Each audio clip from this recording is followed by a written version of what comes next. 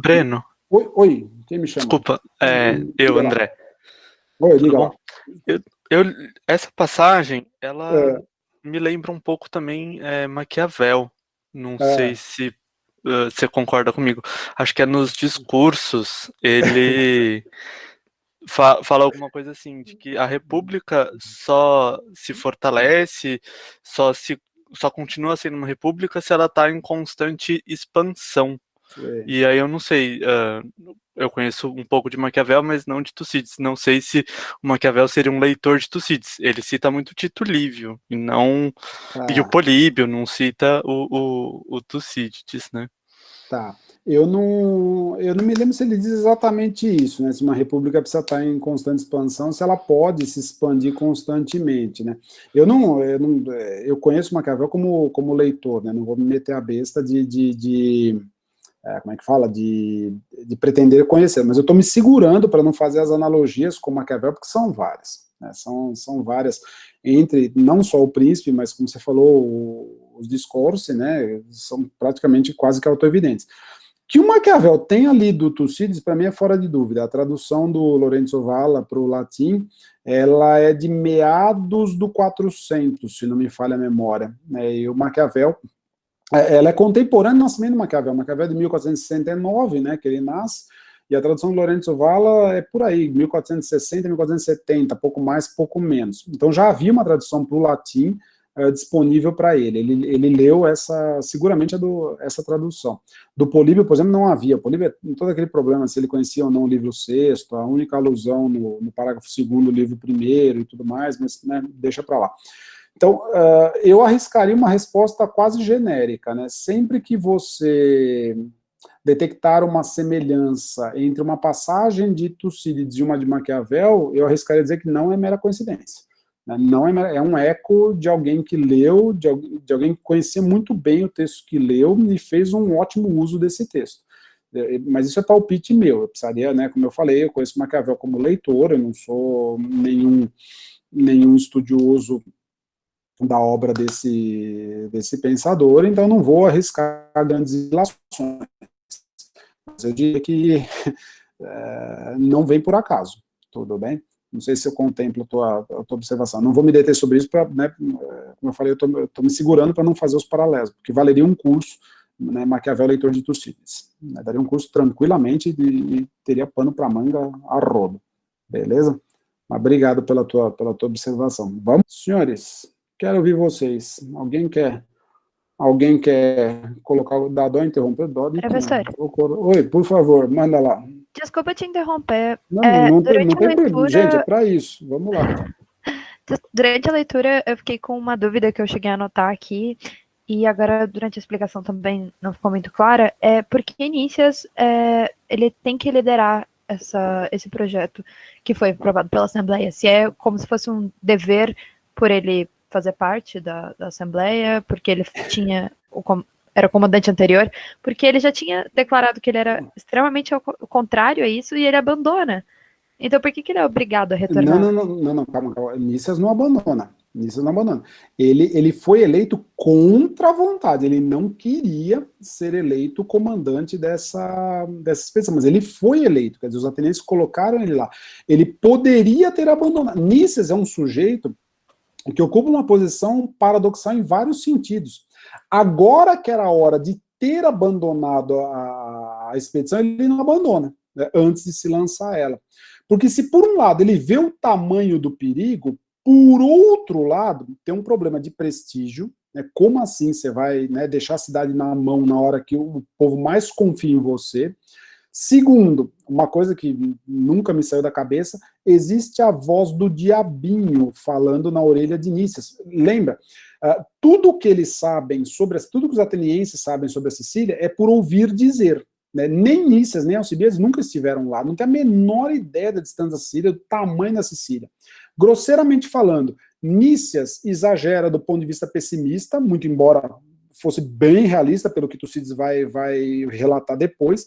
Ele é uma espécie de voz amplificada do pessimismo, e Alcibiades uma espécie de voz amplificada do otimismo. Fica, me parece, para quem tem um pouco de escrúpulo, que não é o caso parece, do Alcibiades, mas para quem tem um pouco de escrúpulo comunistas, fica na orelha, primeiro, a vozinha que diz, pô, vou deixar minha cidade na mão justo nesse momento, né? Ele não ia viver em paz dentro de Atenas, percebe? Numa sociedade de uma democracia direta, pequena, em que todo mundo se conhece, esse cara, se ele não aceitasse a expedição, a pecha de covarde ia acompanhá-lo para o resto da vida. Ele ia ser obrigado quase que ou a mudar de cidade ou a mudar de planeta. Ele teria que se refugiar em qualquer outro lugar, porque ele ia carregar sempre essa pecha de covarde junto de si. Né? Uma cidade, uma sociedade fundada na percepção das pessoas, né? Naquilo que se percebe de alguém, né? Uma vez carregando a pecha de covarde, nunca mais se livra dela. Esse é o primeiro problema. O segundo, me parece, é a voz do diabinho. O que eu chamo de voz do diabinho? Por mais pessimista que ele seja, e se a expedição dá certo? E se, porventura, né, por um golpe da sorte, aqui eu vou adiantar um argumento, se você vê o livro 6 e 7, você vai ver que Nícias é um sujeito muito religioso, né, um sujeito que teve, inclusive, a chance de uma retirada, mas só não se retirou de Siracusa, por quê? Porque ele ficou com medo de um eclipse, né, por conta de um eclipse. Ele viu naquilo uma advertência negativa das divindades, perdeu o prazo de se retirar e os espartanos com os siracusanos conseguiram se reorganizar. Se ele tivesse aproveitado aquela ocasião, ele teria conseguido fugir com boa parte do exército de volta para Atenas. Ia aguentar um processo em Atenas depois, isso é outra história. Mas ele, no livro 7, ele não se retira por conta de um eclipse, por conta de um pudor religioso, diz Tucídides. Ele era um sujeito, digamos, extremamente supersticioso, essa talvez seja a palavra. Ora, Alcibiades é o sujeito que fala em sorte, em acaso, que confia na tüche, no intolerável. Eu tenho certeza, claro, tentando fazer um exercício de espiritismo histórico, né, não se deve fazer essas coisas, mas enfim, né, mas tentando um exercício de espiritismo histórico, eu tenho certeza que passou pela orelha do Nícias a seguinte vozinha: e se a tüche, de repente, nos conceder o domínio da Sicília? E eu deixei passar essa chance. Eu fui eleito comandante, eu previ tudo o que era possível, o acaso foi lá e agiu, e eu simplesmente deixei passar, eu simplesmente joguei fora. Sabe aquela história do... Você trabalha numa empresa, num departamento com 20 pessoas, aí no final do ano, todo mundo resolve jogar no bolão da Mega Sena. Só você ficaria de fora? Você deixaria de jogar no bolão da Mega Sena? Percebe o impacto psicológico que isso tem? A chance de você ganhar no bolão da Mega Sena é mínima. A gente sabe disso, a probabilidade é ínfima, né? 0,0 whatever. Só que aí o diabinho vem e fala, e se ganhar? E se ganhar? 19 vão se dar bem. Eu vou continuar na empresa, né, aguentando esses 19 para o resto da vida. Entende onde eu quero chegar? Deve ter passado pela cabeça de Nícias alguma coisa muito parecida com isso. De um lado, o problema da pecha de covarde, a perda do prestígio que a renúncia explícita acarretaria. A menos, muito embora ele chegou muito perto, né? Ele falou, bom, se alguém acha que deve assumir, eu cedo o comando. Fica a pergunta, será que ninguém quis peitar? Neto Tucídides não diz. De outro lado, me parece, tem essa voz do diabinho, sobretudo por parte de alguém que era extremamente supersticioso como Nícias. Tucídides enfatiza o lado negativo dessa superstição, né? O cara que deixou, por exemplo, né, de fugir por ocasião de um eclipse. Mas para quem era assim tão cioso das divindades, eu tenho certeza que na Assembleia passou alguma coisa na cabeça desse tipo. Respondo a tua pergunta, contemplo a tua observação? Sim, muito obrigada, ficou bem mais claro agora. Valeu. Salve, professor. Ô, meu cara, tudo jóia? Beleza? Contigo também, pelo jeito, né? Na medida do possível, vamos lá. O que você me conta? Voltando ao livro 6 de Tucídides, né? Eu tento me colocar no lugar de Nícias. E, como você bem explanou, é uma situação em que o discurso dele simplesmente tacou mais gasolina no fogo da fogueira em si. Mas, fazendo um exercício de ficção, no lugar dele, eu não consigo imaginar assim, que outro tipo de discurso poderia ser feito para tentar convencer a eclesia de que isso era um tiro na água, né? Uma coisa que ia ferrar todo mundo. Você deu a alternativa de, poxa, a gente poderia, sei lá, direcionar isso para um outro uma outra meta mais factível, uma coisa mais viável do que essa utopia de querer conquistar a Sicília. Mas, numa situação, no meio da Guerra do Peloponeso, o que você sugeriria, assim, em termos ficcionais mesmo, que poderia ser dito em termos de, sei lá, discurso na frente da Assembleia? Gente, não vamos fazer isso na Sicília, não. Que tal a gente fazer X? Esse X que seria interessante. Meu caro, você foi no ponto, assim, você foi no ponto. Qual é a razão de todo o discurso dissuasório, na maioria das vezes dá errado, né? Sobretudo quando o clima da população é favorável? Porque ele não representa nada, né? Ele não representa um projeto, ele representa só a destruição, a aparência de destruição. De um lado ele representa a aparência de destruição de algo que já existe, né? Teoricamente Alcibíades vocalizaria o projeto, né? Qual que é a ideia positiva? Ir até lá e invadir a Sicília. Então um discurso dissuasório, ele só representaria uma tentativa de destruir aquilo que já faz parte do imaginário, digamos assim, dessa população, por um lado. Por outro lado, todo discurso dissuasório, ele tem um caráter amargo, digamos, de ser um discurso parasitário ou secundário. O que eu chamaria de discurso parasitário ou secundário? Ele só existe justamente porque existe um projeto ao qual ele se contrapõe. Quer dizer, ele indicia, ainda que indiretamente, isso é percebido pela população como a falha de algo que poderia ter sido posto no lugar. O grande problema a grande pergunta é, se não fosse o projeto da Sicília, vamos chamar a invasão da Sicília de um projeto, se não fosse o projeto de Alcibíades, o que se poria no lugar para reencaminhar toda essa energia, ou essa vontade, ou esse eros, como Tucídides chama, ou essa epitimia dos atenienses? O que fazer para pôr no lugar? Está aí uma ótima questão. Está aí assim, naquele contexto, eu queria estar na posição de qualquer pessoa, menos da de Nícias, digamos. Qualquer pessoa, né, bem entendido. Assim, não se tem muitas alternativas. A opção que ele teria, talvez fosse alguma... A impressão que eu tenho é que a opção, ele está numa sinuca de bico, né, porque a opção que ele teria é a mesma do Péricles. O problema é que a opção de Péricles, aos ouvidos da Assembleia, ela já vem com 15 anos de atraso. Ela já não é mais alguma coisa nova, não é alguma coisa que parece factível.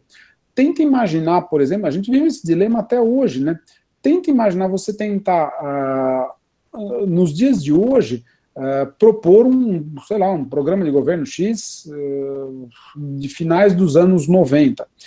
Das duas, uma, ou você propõe um programa de governo da década de 50, se não de trás, como acontece frequentemente, né? Isso dá muito certo, porque, né, pouca gente consegue visualizar o que está em jogo. Então, ou você joga muito para trás, ou você propõe alguma coisa realmente nova. Né? Muito para trás passa como novo, ainda que seja antiquado, né? E algo realmente novo, talvez tenha a chance de emplacar, o que não é garantia também. Agora, quando você tenta propor alguma coisa que ainda está na memória recente das pessoas, está na memória RAM das pessoas, como é o caso do Nícias em relação ao Péricles, me parece que aí você tem uma das razões da falha do projeto dele. Né? Por quê?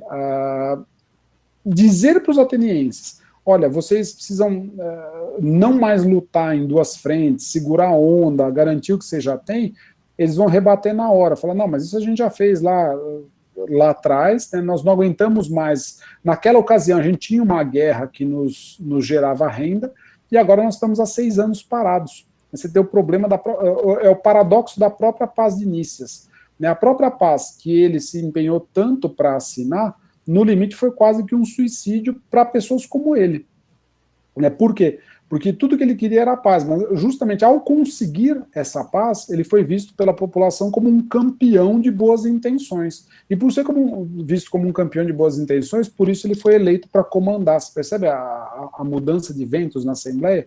Quer dizer, assim como nós temos aí a chamada armadilha de Tucídides, né, o Graham Allison ficou famoso com essa expressão, é uma expressão muito feliz, muito interessante, né, você tem uma espécie de armadilha da paz também, né, na pessoa de Nícias. Né, a paz pela qual ele tanto lutou, Fica a pergunta, era uma paz boa para quem? Boa para Atenas de modo geral ou boa para pessoas como ele? Boa para pessoas como os grandes proprietários que estavam por trás dele? Né? Boas para pessoas que não queriam a guerra de jeito nenhum? Será que a paz era uma coisa boa para esses soldados? Percebe? Então, para responder qual seria o projeto de Nícias, talvez a gente tivesse que voltar para 421. Né? O que ele poderia ter posto no lugar, em 421, no lugar da paz? Por que essa paz foi feita com os espartanos do modo como foi feita? Quer dizer, todo mundo volta para os níveis em que estava e tudo se acerta. Sobretudo porque, repare que essa paz em 421 ela foi feita depois da morte de Cleão. Né, Cleão falece, vai ser assassinado 3 anos antes. Quando Cleão está fora do cenário, é a turma, digamos, né, é o Péricles mais moderado ainda, encabeçado por Nícias, que assume a preeminência da democracia ateniense. Né, o que ele poderia ter posto no lugar naquela situação, sendo que ele sempre foi um opositor de Cleão, que era o vocalizador da guerra? Percebe a sinuca de bico em que ele se coloca? Qualquer projeto belicista, ou sei lá, que tentasse de alguma maneira canalizar esse Eros para outra região, na boca de Nícias, talvez fosse motivo de ridículo, né? Uma vez que ele, historicamente, sempre foi o sujeito contrário a essas iniciativas encabeçadas, seja por Cleão, seja por Alcibíades. Percebe? Que fazer? Em bom português, ele está condenado a insistir no mesmo ponto de vista. Ele está historicamente quase condenado a insistir em ser esse Péricles da vida privada que o levou a formar a paz de Nícias. Então, mesmo como exercício de ficção, eu não consigo ver Nícias fazendo outra coisa senão isso que ele fez. E fazer isso que ele fez é justamente o caminho da própria desgraça dele. Teoricamente, teriam outras vias alternativas? Teriam. Há vários episódios na Sicília em que Tucídides dá a entender que talvez um pouco mais de energia, um pouco mais de oportunismo por parte de Nícias, talvez tivesse revertido o quadro. Mas é difícil apagar, e é só a impressão mesmo, porque a gente não tem outras informações, mas é difícil apagar a impressão de que a Sicília era inconquistável. Era uma ilha muito grande, muito remota, com muitos povos inimigos, e assim, se ele escapasse de uma alternativa, ele seria cercado em outra. Ele escapar de uma emboscada, talvez só prolongaria ainda mais a desgraça. Então, para qualquer exercício de ficção, eu diria que nós vamos nos condenar quase a reviver uma tragédia análoga à tragédia de Nícias. Né? Ele é uma personagem trágica, né? Uma personagem fadada a repetir um determinado comportamento esse que o leva para o destino que ele teve. Não sei, contempla o que você tem em mente? Deu para Sim. É uma posição terrível a dele.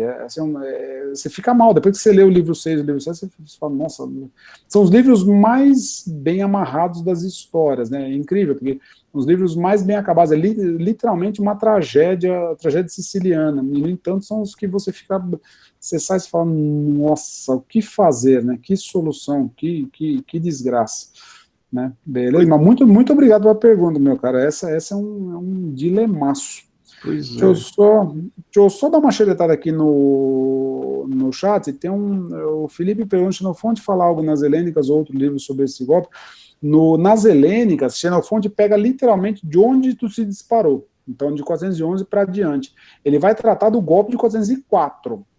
Né, se você quiser, de novo, parece que é propaganda, mas não é propaganda. Enfim, eu tenho um outro texto, está em inglês, né, mas enfim, lá na academia também, que é comparando os dois golpes, 411, a narrativa de Tucídides, 404, a narrativa de Xenofonte. Tá, 404, aí o cenário é o mais terrível possível, né, Atenas perde a guerra.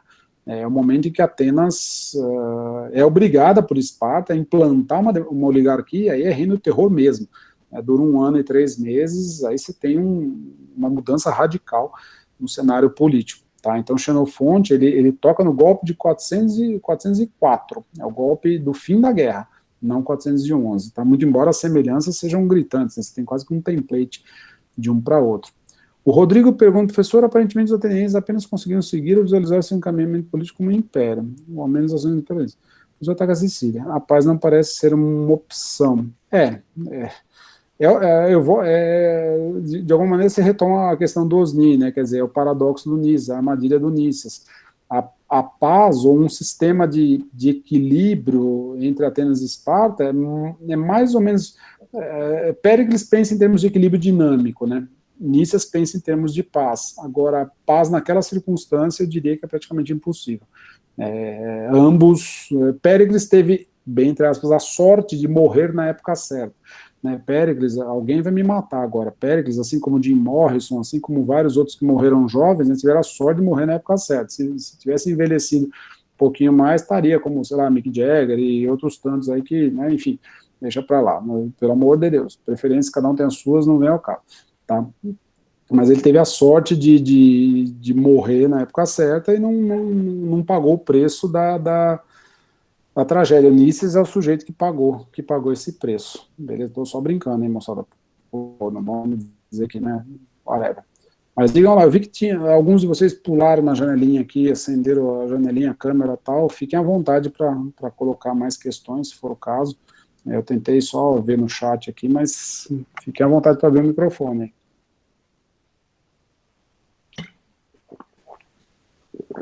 Não, professor, eu fiz aquela pergunta, mas também na tentativa de fazer um gancho com a atualidade. Você sabe qual é a minha área, né? Sim. Então a gente fica naquela situação meio semelhante ao de Nícias. Puxa, a gente tenta procurar, dentro da área doença em si, fazer prevenção, cautela, vamos com calma, não sei o que, não sei o que, não sei o que. Porém, o outro lado que vai com todo aquela gana de isso aqui é legal, vamos tentar, vamos fazer porque está dando certo, não sei o que, não sei o que, não sei o que. A impressão que dá lendo o livro sexto é que quase sempre a gente leva na cabeça, porque a iniciativa deles é maior do que a nossa, parece que o mundo não quer ouvir muita cautela em si, o mundo é movido à audácia. Eu posso resumir isso aí numa frase que não me sai da cabeça de uns tempos para cá, né? Por que eu tô... desculpa te cortar, mas... não, quer concluir? Conclui lá, desculpa eu te cortei. À vontade. Não, manda ver. Então, por que eu tô enfatizando, né? O fascismo é a regra, não é a exceção, né? Essa mediocridade pseudo-ilustrada que se julga muito corajosa, muito inteligente, sabe tudo, mete os pés pelas mãos e leva um país inteiro à ruína, muitas vezes, ao passo que quem tenta minimamente pensar um pouco acaba sendo massacrado. Sem querer recorrer a uma polarização grosseira, né, nós temos de um lado esse tipo de postura trágica, não por acaso a tragédia faz sucesso até hoje, sobretudo em culturas como a nossa, né, de matriz barroca e tudo mais. Não por acaso a tragédia para nós é tão sensível, seja no texto do Tucídides, seja no texto de um Sófocles, seja o cenário que a gente vivencia em termos políticos. Você tem de um lado esses atenienses estouvados, cheios de si, que não vê problema em nada, coragem transbordante, né, feromônios a mil e tudo mais, a flor da pele, e de outro lado, as Cassandras, né, que são poucos, eu talvez me veja entre as Cassandras, né, são poucas, e estão fadadas a serem Cassandras, né? Estão fadadas a tentar pensar, a tentar às vezes até alertar, né? E muitas Cassandras às vezes se emudecem a si próprias, né? Falam, para quê, né, que eu vou continuar batendo boca, sendo que é uma estupidez sem tamanho. Claro, a gente não pode se deixar vencer por esse nível de abatimento também, acaba virando uma espécie de suicídio a conta gotas, né? Mas eu entendo o teu dilema, quer dizer, você tem de um lado uma multidão de atenienses louca para condenar Sócrates, né, é o dilema socrático de novo, né, é o dilema do Édipo da primeira parte de novo, né, uma multidão louca para condenar Sócrates, cheia de si, né, confiante nos próprios juízos, né, que empareda tudo e todos, porque eles são os grandes arrivistas do cenário. De outro lado, quem quer pensar um pouquinho, quem quer tentar entender, quem quer falar, não, peraí, será que é assim mesmo? Quem se dá o luxo de fazer 1, 2, 3 perguntas, que fatalmente é massacrado, né? Fatalmente vai ter o destino de Sócrates, fatalmente vai ter o destino de Nícias, não que Nícias seja lá o melhor exemplo, tem vários problemas associados a ele também, não quero né, eu ficaria com a figura de Cassandra, não sei se com a de Nícias, né, ainda que eu me, assim como o Édipo, né, ainda que eu me condoa dele na tragédia, ele tem todas as características de vários indivíduos por quem eu tenho profunda repulsa, mas até aí, né, vamos separar a obra de arte e possibilidade de leitura alegórica, né.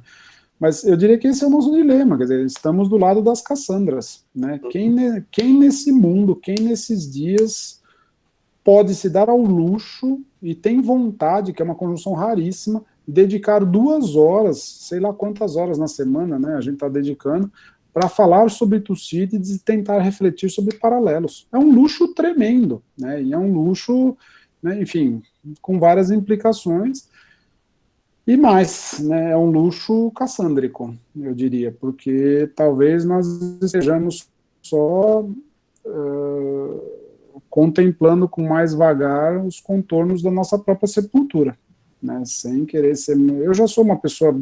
Eu sou bastante otimista por natureza, né, o contexto me ajuda a ser bem mais otimista do que eu já sou naturalmente, mas enfim, não quero soar, né, tão negativo, não é isso, mas eu vou tentar voltar esse tópico no último encontro, né, o problema da lucidez tucididiana, né, mas eu tento fazer um exercício quase que de transposição tucididiana do olhar, alguma coisa assim. Eu vou voltar nisso na quarta-feira, né. O dilema do historiador, quer dizer, você chega num ponto, vou tentar ver com clareza tudo e todos, o que você vê não é a melhor coisa e pior, né? Tentar alertar, tentar deixar por escrito isso, talvez só vai te causar mais dissabores do que qualquer outra opção. Aí você faz o quê? Né? Você fica quieto, você continua falando, você faz o quê? No fundo, é uma posição trágica. No fundo, é quase como trágica ou sisífica. A Sara fala, né, perder o otimismo é um pré-requisito para o diploma de historiador. Não só de historiador, Sara, vai por mim. Não só de historiador. Deixa para lá, vamos pular. Não, vocês são jovens, vocês têm o mundo inteiro pela frente, ainda que vocês têm o mundo pela frente, não sei se futuro pela frente, mas o mundo com certeza. Né? Então... deixa pra lá, vamos. Mas diga lá, meu cara.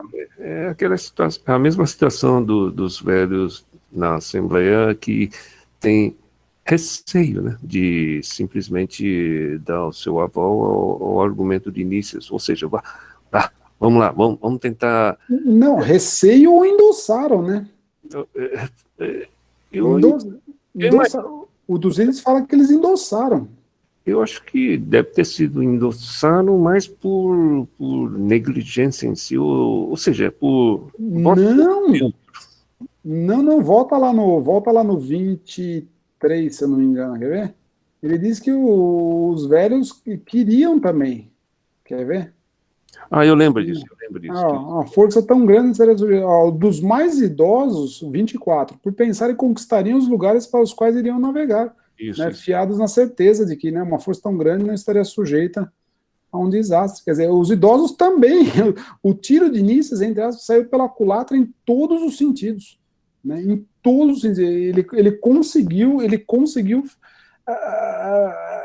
quase que cair na armadilha. É difícil dizer se ele caiu na armadilha do Alcibíades ou se ele foi mal sucedido de modo generalizado.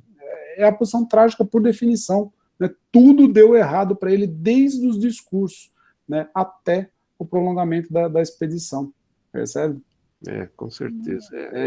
Tem seus problemas de retórica, sim, mas a gente é obrigado a pensar como é heterogênea o demos, né?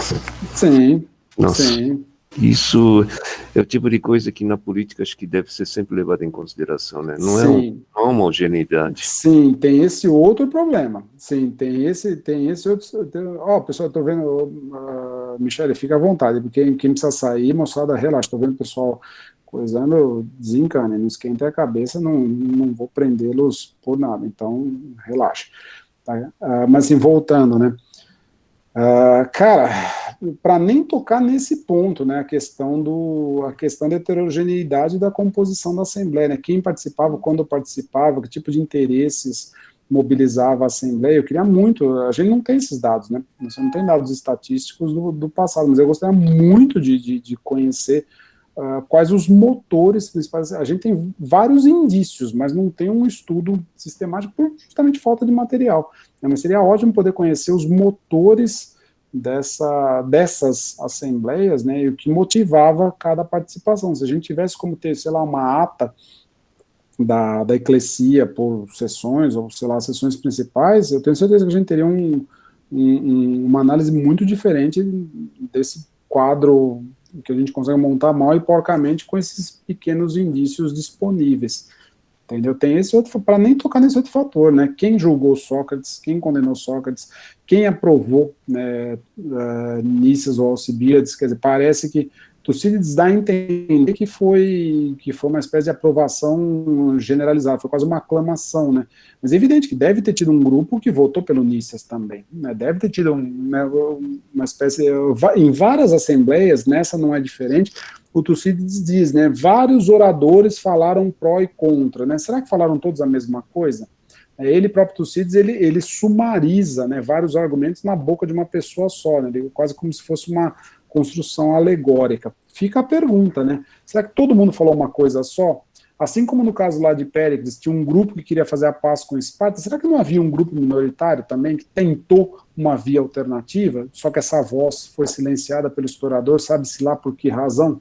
Tem vários pepininhos aí que correm por fora que, infelizmente, a gente não tem mais como, a menos que se ache um manuscrito ou algum documento arqueológico que toque nesse ponto, babau, tá perdendo. Professor, Oi, só diga. um ponto. Em relação a essa questão do Eros, dessa motivação eufórica dos atenienses, um ponto interessante é quando eles estão saindo mesmo para a expedição, né? Isso, as famílias cena... vão na beira do mar lá dar tchau para os guerreiros. Sim, eu fiquei eles muito... fazem uma despedida diferente das despedidas normais, que seria uma espécie, sei lá, de oração em cada barco, né? Se ora aqui, aí, o outro barco continua a oração e por assim vai. Sim. E nesse dia todo mundo orou em conjunto, né? A gente imagina, sei lá, todo mundo de olho fechado, aquele êxtase total, assim, de uma euforia diferente, mas né? repara que como muda o rito, né? Mas repara como uma coisa curiosa, né? Como toda paixão trágica, ela guarda um quê de ambiguidade que às vezes a gente não pega de primeira. Eu fiquei muito em dúvida sobre pôr esse trecho ou não. Eu falei, não, deixa quieto que vai abrir pano para manga, né? Mas já que você trouxe ele, esse parágrafo é fantástico logo depois, né? Agora, repara que essa despedida ela é tão cinematográfica, uma coisa tão, né, megalômana quase, que se por um lado ela fala muito da grandeza da expedição, da empolgação dos atenienses, né, daquela coisa, não, vamos lá conquistar outro mundo e tudo mais, por outro lado tem muito de despedida fúnebre também, você reparou? Né, porque é uma viagem tão longa, é se lançar no desconhecido. É algo muito parecido com o que acontecia com os grandes, entre aspas, navegadores na altura dos 1500. Quer dizer, você vai se lançar, você não sabe se você volta. Né? E a garantia de não voltar era muito grande, a chance do desastre era muito maior do que a chance de uma volta coberta de ouro, coberta de glórias e tudo mais. Então, é engraçado como tem uma coisa esquisita por trás desse relato. Eu não quero, por mais que eu seguro a mão com a psicanálise muitas vezes, mas às vezes é quase irresistível, né? Se por um lado a gente fica muito tentado você lê, na primeira leitura você fala, nossa, isso daqui é pulsão erótica pura, né? Uma cidade inteira movida pelo desejo, né? Por outro lado, existe uma pulsão de morte por trás desse relato que chega só... Tenta ler esse relato em negativo. Tenta ler esse relato por trás, quer dizer, querer fazer isso é quase que pedir a própria destruição. Tenta imaginar alguém te apresentando todas as razões para a desgraça, né? E você em fórum íntimo pensando, fala, pô, mas realmente eu não conheço nada da Sicília, não sei o que está lá, tem vários povos, é grande, tenta imaginar, e mesmo assim você quer dizer, é uma pulsão de destruição como talvez nunca Atenas tenha vivenciado. né, de novo, né, sem querer forçar a mão na psicanálise, eu não sou especialista, não sou, né, não é minha praia, eu estou brincando de mero charlatanismo aqui, mas não por acaso essa despedida dos soldados é tão retumbante, tão cinematográfica como a que o Tucídides descreve, entende? Porque por um lado é algo para augurar uma baita de uma expedição, por outro lado traduz um medo tremendo, né? Traduz exatamente o oposto daquele Eros que o Tucídides disse que estava tomando conta da cidade, traduz um pavor sem igual. Né, pavor do naufrágio, navegar no mundo antigo era um problema, né? Navegar era quase desafiar o perigo, né? Você não tem instrumento, não tem nada. De cada 3 navios que partiam, um voltava. Era mais ou menos essa, né, a chance de um naufrágio sempre pairava no ar. Vejam que Hesíodo diz, por exemplo, sobre o cruzado Egeu, ele fala, fiz 2 viagens por mar só, e uma por Eubéia, nunca mais, não quero, né? Ele tinha pavor da navegação, né? Até por razões econômicas, enfim, por N problemas. Entende onde eu quero chegar? Então, essa cena é de uma ambiguidade que é a própria ambiguidade trágica, né? Você nunca sabe o que vai vir depois, uma vez que esse ciclo de emoções está sempre em jogo. Mas ótima observação dessa tua. Eu hesitei bastante em trazer esse trecho, falei, bom, mas já que você trouxe, agora vamos lá. Obrigadão mesmo por lembrar dele. Sem contar que aqueles que ficaram lá no porto tinham o terror de não ter mais assim condições de ver aqueles. Exato. Sim. Como se fosse uma despedida eterna. Sim, é terror de parte a parte. Sim. Isso. Sim, é terror de parte a parte, de quem fica e de quem vai. Você nunca sabe o que vai vir depois. É uma cena antológica, como várias em Tucídides, né? Ele joga com esse paradoxo trágico a todo momento, né? Tranquilo, moçada? Não tô tranquilo. Tranquilo não é a pergunta, né? Eu ia falar, como eu sempre falo, só alegria. Não, quem quer alegria vai ver novela, não vai ler Tucídides, né? Deixa pra lá. Pra mim é alegria. Não vale a brincadeira, né? Não, muito bem, então, meus caros, obrigado mais uma vez pela paciência de todos, obrigado por ter acompanhado até aqui. Vou interromper agora a